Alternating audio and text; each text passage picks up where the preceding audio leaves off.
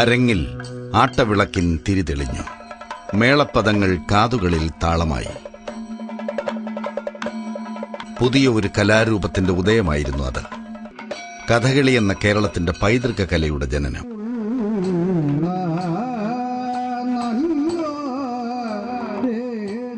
ലോകത്തിനു മുന്നിലേക്ക് ആട്ടവിളക്കിന്റെ വെളിച്ചം കടന്നുവരാൻ കാരണമായ കൊട്ടാരക്കര എന്ന നാടിന്റെ സുഹൃതത്തിന് മറ്റൊരു തിലകക്കുറി കൂടിയുണ്ട്. കർമ്മപഥങ്ങളിൽ തീജ്വാലയായി നിറയുകയും സമരഭൂമിയിൽ തീക്ഷ്ണ സാന്നിധ്യമാവുകയും ചെയ്ത അപൂർവമായ ഒരു വ്യക്തിപ്രഭാവം. രാഷ്ട്രീയ ഭൂമികയിൽ ഒരു വടവൃക്ഷം പോലെ പടർന്നു പന്തലിച്ച ആർ ബാലകൃഷ്ണപിള്ള.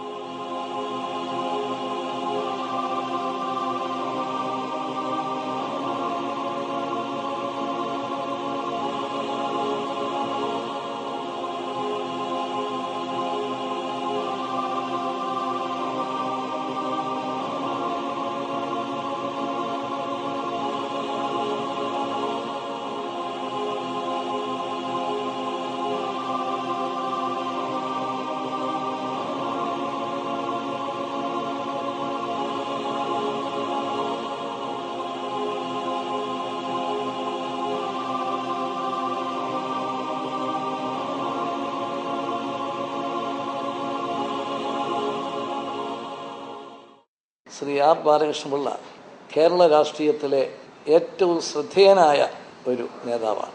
അദ്ദേഹം ഏത് എതിർപ്പിനെയും അതിജീവിക്കാൻ കഴിവുള്ള ഒരു നേതാവാണ്. അദ്ദേഹത്തിന് കഴിഞ്ഞ 50 വർഷക്കാലം കേരളത്തിൻ്റെ പൊതുസമൂഹത്തിൽ നിറഞ്ഞു നിൽക്കാൻ കഴിഞ്ഞിട്ടുണ്ട് എന്നുള്ളതാണ് ഏറ്റവും വലിയ പ്രത്യേകത. ഞാൻ അറിയുന്ന ബാലകൃഷ്ണപിള്ള കഴിഞ്ഞ അരനൂറ്റാണ്ടിനിടയിൽ കേരളത്തിൻ്റെ രാഷ്ട്രീയ വേദിയിൽ കൂടെ നടന്നു കയറിപ്പോയ കൊളോസസുമാരിൽ ഒരാളാണ്. ഒരു മന്ത്രി എന്നുള്ള നിലയ്ക്ക് വളരെ കഴിവുകളുള്ള ഒരു മന്ത്രിയാണ് ബാലകൃഷ്ണപിള്ള.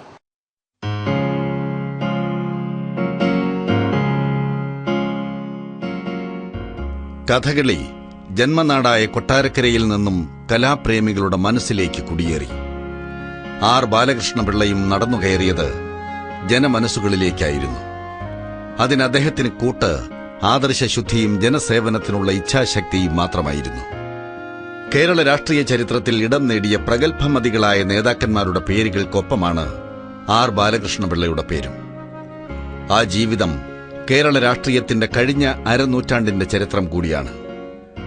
കേരള രാഷ്ട്രീയത്തിലെ മിക്ക നിർണായക സംഭവങ്ങളിലും ആർ ബാലകൃഷ്ണപിള്ളയുടെ കയ്യൊപ്പ് പതിഞ്ഞിട്ടുണ്ട്. 1957 ആദ്യ പൊതു തെരഞ്ഞെടുപ്പ് മുതൽ ഇങ്ങോട്ട് ഏത് രാഷ്ട്രീയ സംഭവത്തിലും ആർ ബാലകൃഷ്ണപിള്ളയുടെ സാന്നിധ്യം കാണാം. പറയുന്ന ഏതൊരു കാര്യവും പ്രവൃത്തിപഥത്തിലെത്തിക്കുന്ന അപൂർവം രാഷ്ട്രീയക്കാരിൽ പ്രഥമ സ്ഥാനത്തിന് അർഹനാണ് ഈ കൊട്ടാരക്കരക്കാരൻ. കേരള രാഷ്ട്രീയത്തിൽ അദ്ദേഹത്തിനെതിരെ ഉയർന്നു വന്ന എല്ലാത്തരം വെല്ലുവിളികളെയും നേരിട്ടുകൊണ്ട് മുന്നോട്ട് പോകാനുള്ള തന്റെ ഇടവും ധൈര്യവും നേതൃത്വ പാഠവും അദ്ദേഹം കാണിച്ചിരുന്നു എന്നുള്ളത് ഒരു വലിയ വാസ്തവം തന്നെയാണ്. 1935 മാർച്ച് 8 കൊട്ടാരക്കരയിലെ വാളകത്ത് കീഴൂട്ട് തറവാട്ടിൽ രാമൻ പിള്ളയുടെയും കാർത്യായനി അമ്മയുടെയും മകനായി ആർ ബാലകൃഷ്ണപിള്ള ജനിച്ചു. അക്കാലത്തെ സർക്കാർ രേഖകൾ പ്രകാരം തിരുവിതാംകൂറിൽ ഏറ്റവും അധികം ഭൂസ്വത്തുള്ളവരിൽ ഒരാളായിരുന്നു രാമൻപിള്ള. തന്റെ വിശാലമായ വസ്തുവകകൾ നോക്കി നടത്തുന്നതിനൊപ്പം അന്നത്തെ തിരുവിതാംകൂർ ശ്രീമൂലം പ്രജാസഭ അംഗം കൂടിയായിരുന്ന രാമൻപിള്ളയുടേത് തിരക്കുകളേറെയുള്ള ജീവിതമായിരുന്നു. എന്നാൽ വീട്ടമ്മയായിരുന്ന മാതാവ് കാർത്യായനി അമ്മ മകന്റെ ബാല്യം ആഹ്ലാദകരമാക്കി. 7 പെൺമക്കൾക്ക് ശേഷം ജനിച്ച ഒരേ ഒരു ആൺതിരി എന്നത് കീഴൂട്ട് തറവാട്ടിൽ ബാലകൃഷ്ണപിള്ളയെ വാത്സല്യഭാജനമാക്കി. ദാനധർമാദികളിലേറെ തൽപരയായിരുന്ന കാർത്യായനി അമ്മ ബാലകൃഷ്ണപിള്ളയുടെ സ്വഭാവ രൂപീകരണത്തിലേറെ സ്വാധീനിച്ചു. 7 പെൺമക്കൾ കഴിഞ്ഞിട്ട് 8ാമതുണ്ടായ ഒരു പുത്രൻ, അത് ഒരു ധനിക ഗൃഹത്തിൽ. അപ്പോൾ ആ ഒരു പ്രത്യേകമായ വാത്സല്യമൊക്കെ അനുഭവിച്ച് വളർന്നു വന്ന ആളാണ്. കീഴൂട്ട് രാമൻപിള്ളയുടെ മകൻ ആനക്കുട്ടികളുമായി കളിച്ചു വളർന്ന ഒരു ശരിയായ മാടമ്പിയാണ്. ആ കുലീനതയും ആ ആഢ്യത്വവും എപ്പോൾ കണ്ടാലും ബാലകൃഷ്ണപിള്ളയിൽ നമ്മൾ തിരിച്ചറിയും. വീടിനടുത്തെ വാളകം MT സ്കൂളിൽ 4th ഫോമിൽ പഠിക്കുമ്പോഴാണ് ബാലകൃഷ്ണപിള്ളയെ തേടി രാഷ്ട്രീയമെത്തുന്നത്. അന്ന് സ്കൂളിലെത്തിയ PK വാസുദേവൻ നായർ നൽകിയ തിരുവിതാംകൂർ വിദ്യാർത്ഥി യൂണിയൻ മെമ്പർഷിപ്പായിരുന്നു തുടക്കം. വിദ്യാർത്ഥി യൂണിയനിൽ അംഗമായെങ്കിലും പ്രത്യേക രാഷ്ട്രീയ വീക്ഷണങ്ങളൊന്നുമില്ലാതിരുന്ന വിദ്യാർത്ഥിയായിരുന്നു ബാലകൃഷ്ണപിള്ള. എനിക്ക് അറിവുള്ള കാലം മുതൽ കൈക്ക് പിടിച്ചുകൊണ്ട് ഞങ്ങൾ രണ്ടും നടന്ന് ഒന്നിച്ച് വളർന്ന് 1ാം ക്ലാസ്സിൽ എന്നെ കൊണ്ട് ചേർത്തു. പുള്ളിയും 1ാം ക്ലാസ്സിൽ ചേർന്ന് ഞങ്ങൾ രണ്ടുപേരും കൂടെ ഒരുമിച്ച് അവിടെ പഠിച്ച് വളർന്ന്.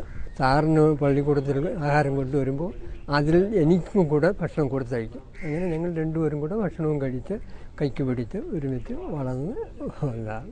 എല്ലാവരോടും വളരെയധികം സ്നേഹമായിരുന്നു. വളരെയധികം സ്നേഹം എന്ന് പറഞ്ഞാൽ ഒരു നല്ല രീതിയിൽ ചിരിച്ച് കളിച്ച് വളർന്ന സ്വഭാവമാണ് സാറിനോട്. വാളകത്തെ പഠനം പൂർത്തിയാക്കി 5th ഫോറം പഠനത്തിനായി പുനലൂർ ഹൈസ്കൂളിൽ.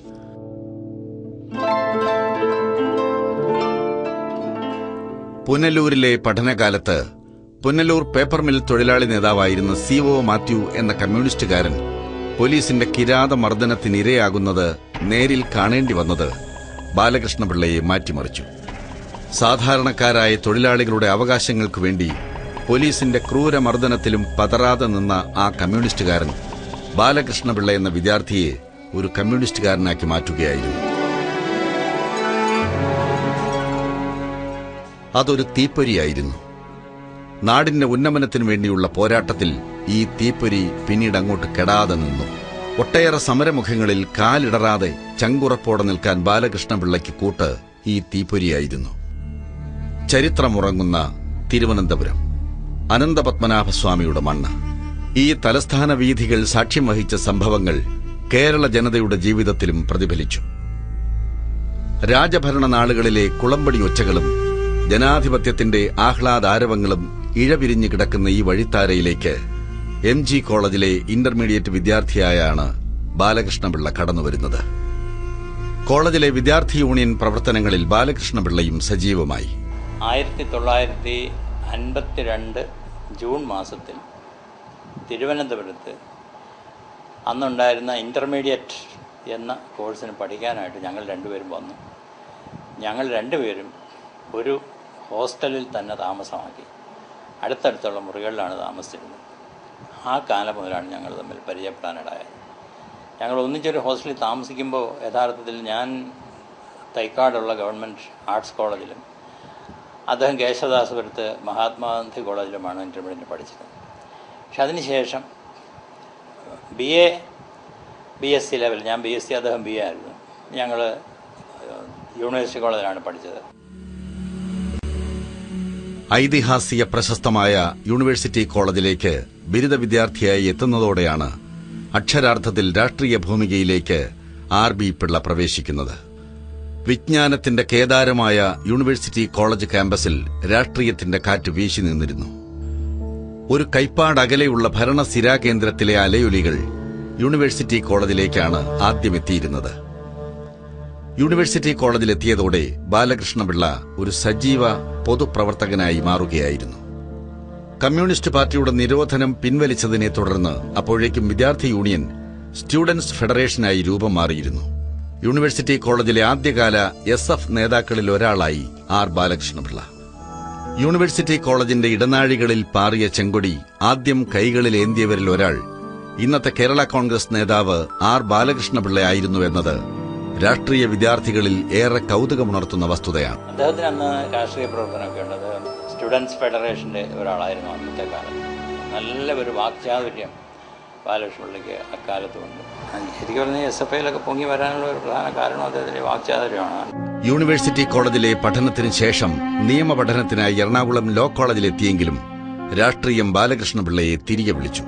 നിയമ പഠനം പൂർത്തിയാക്കാതെ വീണ്ടും സ്റ്റുഡൻസ് ഫെഡറേഷൻ പ്രവർത്തനങ്ങളുമായി തലസ്ഥാന നഗരിയിൽ. 1957 പൊതുതെരഞ്ഞെടുപ്പ്. ബാലകൃഷ്ണപിള്ള ഉൾപ്പെടെ ആയിരക്കണക്കിന് കമ്മ്യൂണിസ്റ്റ് പ്രവർത്തകരുടെ പ്രയത്നഫലമായി EMS മന്ത്രിസഭ അധികാരമേറ്റു.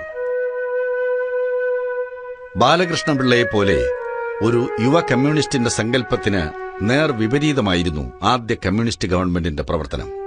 അധികാരത്തിന്റെ ലഹരിയിൽ ഉദ്ദേശലക്ഷ്യങ്ങൾ മറക്കുന്ന നേതാക്കളുടെ പ്രവർത്തന രീതി ധനാഢ്യ കുടുംബത്തിൽ നിന്ന് കമ്മ്യൂണിസ്റ്റുകാരനാകാൻ ത്യാഗം സഹിച്ച ബാലകൃഷ്ണപിള്ളയെപ്പോലുള്ളവർക്ക് താങ്ങാനായില്ല. ഗവൺമെന്റ് പാതി വഴി പിന്നിടുമ്പോൾ തന്നെ ബാലകൃഷ്ണപിള്ളയുടെ മനസ്സ് മടുത്തിരുന്നു. ഒരു മനുഷ്യസ്നേഹിയുടെ നിരാശയായിരുന്നു അത്. സ്റ്റുഡൻസ് ഫെഡറേഷൻ പ്രവർത്തനങ്ങൾക്കായി പാംലൻഡ് ലോഡ്ജിലെ സ്ഥിരതാമസക്കാരനായിരുന്ന ബാലകൃഷ്ണപിള്ള ഇതേ ലോഡ്ജിലെ താമസക്കാരായിരുന്ന അന്നത്തെ പ്രതിപക്ഷ നേതാവ് PT ചാക്കോയും കോൺഗ്രസ് നേതാവ് CM സ്റ്റീഫനുമായി അടുത്തു. ഇവരുടെ ആശയങ്ങളിലും പ്രവർത്തന ശൈലിയിലും ആകൃഷ്ടനായ ബാലകൃഷ്ണപിള്ള ക്രമേണ കോൺഗ്രസ് പാളയത്തിലേക്കെത്തി. അച്ഛന്റെ സുഹൃത്തുകൂടിയായ മന്നത്ത് പത്മനാഭന്റെ ഉപദേശം കൂടിയായപ്പോൾ ബാലകൃഷ്ണപിള്ള കോൺഗ്രസിൽ മെമ്പർഷിപ്പ് നേടി. അതിന് കാരണഭൂതമായ വസ്തുതകളൊന്ന് 97 കമ്മ്യൂണിസ്റ്റ് പാർട്ടിയുടെ ഭരണത്തിലുള്ള നിരാശ. ആ ഭരണത്തിന് മുമ്പുള്ള തെരഞ്ഞെടുപ്പിലൊക്കെ അവർക്ക് വേണ്ടി നിൽക്കുമായിരുന്നു. എനിക്ക് വയസ്സില്ല, വയസ്സുണ്ടായിരുന്നെങ്കിൽ ഒരുപക്ഷെ 57 ഞാൻ കമ്മ്യൂണിസ്റ്റ് MLA ആയിപ്പോയി.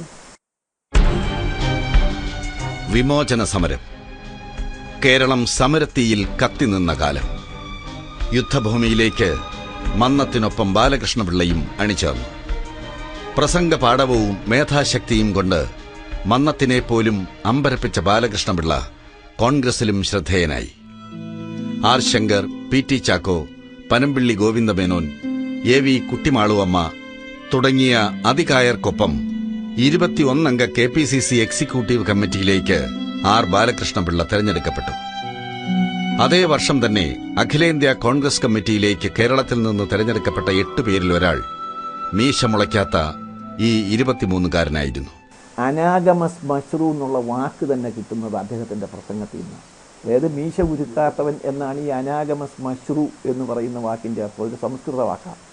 അത് PT കുഞ്ഞുസു തലവൂരൊരു യോഗത്തിൽ ഉപയോഗിച്ചു. അപ്പം ഞാൻ തന്നെ ഇത് കേട്ടപ്പോൾ ഇങ്ങനെ ഈ വാക്കുകൾ എന്നോട് പറഞ്ഞപ്പോൾ ഈ വാക്ക് കണ്ടുപിടിച്ചത് അങ്ങനെയാണ്. എനിക്കെതിരായിട്ട് ഉപയോഗിച്ചൊരു വാക്കാണ്. ജനങ്ങളുടെ ഒരു പിന്തുണയും ജനങ്ങളുടെ ഒരു സ്നേഹവും ചെറുപ്പകാലത്ത് തന്നെ ആർജിക്കാൻ കഴിഞ്ഞു എന്നുള്ളതാണ്. 1960 പൊതുതെരഞ്ഞെടുപ്പ്. സ്വതന്ത്ര കേരളത്തിലെ 2ാം തെരഞ്ഞെടുപ്പിൽ പത്തനാപുരത്തെ കോൺഗ്രസ് സ്ഥാനാർത്ഥി ആരെന്ന കാര്യത്തിൽ ആർക്കും തർക്കമുണ്ടായിരുന്നില്ല. സിറ്റിംഗ് MLAയും പുനലൂർ ഹൈസ്കൂളിലെ തന്റെ അധ്യാപകനുമായിരുന്ന രാജഗോപാലൻ നായരെ തോൽപ്പിച്ച് നിയമസഭയിൽ കന്നിപ്രവേശം നടത്തുമ്പോൾ കഷ്ടിച്ച് 25 വയസ്സു മാത്രമായിരുന്നു ബാലകൃഷ്ണപിള്ളയുടെ പ്രായം. ജനാധിപത്യത്തിന്റെ ശ്രീകോവിലായ നിയമനിർമ്മാണ സഭയിലെ അംഗത്വം കേരള രാഷ്ട്രീയത്തെ അടുത്തുനിന്ന് കാണാൻ ബാലകൃഷ്ണപിള്ള വിനിയോഗിച്ചു. ദേശീയ രാഷ്ട്രീയത്തിന്റെ ഭാഗമായ കക്ഷി നയിക്കുന്ന ഗവൺമെന്റിന് പലപ്പോഴും സംസ്ഥാന താൽപര്യങ്ങൾ ബലികഴിക്കേണ്ടി വരുന്നു എന്ന ദുഃഖകരമായ സത്യം ബാലകൃഷ്ണപിള്ളയ്ക്ക് ഒരു പുതിയ തിരിച്ചറിവായിരുന്നു. ഇന്ത്യയുടെ അഖണ്ഡതയും പരമാധികാരവും സംരക്ഷിച്ചുകൊണ്ട് തന്നെ സംസ്ഥാനത്തിന് അർഹമായ അവകാശങ്ങൾ നേടിയെടുക്കാൻ ഉതകുന്ന ഒരു പ്രസ്ഥാനം ഉയർന്നു വരേണ്ടതിനെപ്പറ്റി പിള്ളയെപ്പോലുള്ളവർ ചിന്തിച്ചു തുടങ്ങി. പാർട്ടിക്കുള്ളിൽ പടലപ്പിണക്കങ്ങളും സജീവമായ കാലമായിരുന്നു അത്. PT ചാക്കോയുടെ മരണം കൂടിയായതോടെ രാഷ്ട്രീയ ഗതികളിൽ മാറ്റം വന്നു. KM ജോർജിന്റെയും ബാലകൃഷ്ണപിള്ളയുടെയും നേതൃത്വത്തിൽ 15 MLAമാർ പാർട്ടി വിട്ട് പുറത്തുവന്നു. അദ്ദേഹം അന്ന് കോൺഗ്രസിൽ നിന്നിരുന്നെങ്കിൽ കോൺഗ്രസിന് എന്ത് സംഭവിക്കുമായിരുന്നു എന്നുള്ളത് വളരെ കൗതുകത്തോടുകൂടി ആലോചിക്കാവുന്നതാണ്. അദ്ദേഹം പട്ടംതാണ പിള്ളയെ പോലെ അംഗീകരിക്കപ്പെടുന്ന ഒരു മുഖ്യമന്ത്രിയായി കേരളത്തിൽ വരുമായിരുന്നു. കോൺഗ്രസ് വിട്ടുപോയിട്ടും അദ്ദേഹം ഇന്നും കതർ ധരിച്ച് കോൺഗ്രസ്സുകാരനായിട്ട് തന്നെയാണ് തുടരുന്നത്. ഞങ്ങൾ അദ്ദേഹത്തെ ഇപ്പോഴും കോൺഗ്രസിന്റെ ഭാഗമായിട്ട് തന്നെയാണ് കാണുന്നത്. കർഷകരുടെയും സാധാരണക്കാരുടെയും പ്രശ്നങ്ങൾ ഉയർത്തിപ്പിടിക്കുന്ന ഒരു പ്രസ്ഥാനത്തിന് തുടക്കമാവുകയായിരുന്നു. 1964 ഒക്ടോബർ 9 കോട്ടയത്തെ തിരുനക്കര മൈതാനിയിൽ ഒരു വലിയ ജനക്കൂട്ടത്തെ സാക്ഷി നിർത്തി അത് പിറവികൊണ്ടു. ഭാരതകേസരി മന്നത്ത് പത്മനാഭൻ ആ സമ്മേളനത്തിൽ വെച്ച് അതിനെ ഒരു പേര് ചൊല്ലി വിളിച്ചു, കേരള കോൺഗ്രസ്. KM ജോർജ് ചെയർമാനും ആർ ബാലകൃഷ്ണപിള്ള ജനറൽ സെക്രട്ടറിയുമായ കേരള കോൺഗ്രസ് മലയോര കർഷകർക്കും സാധാരണക്കാർക്കും അത്താണിയായി മാറി. സംസ്ഥാന താൽപര്യങ്ങൾക്ക് മുൻതൂക്കം നൽകിയ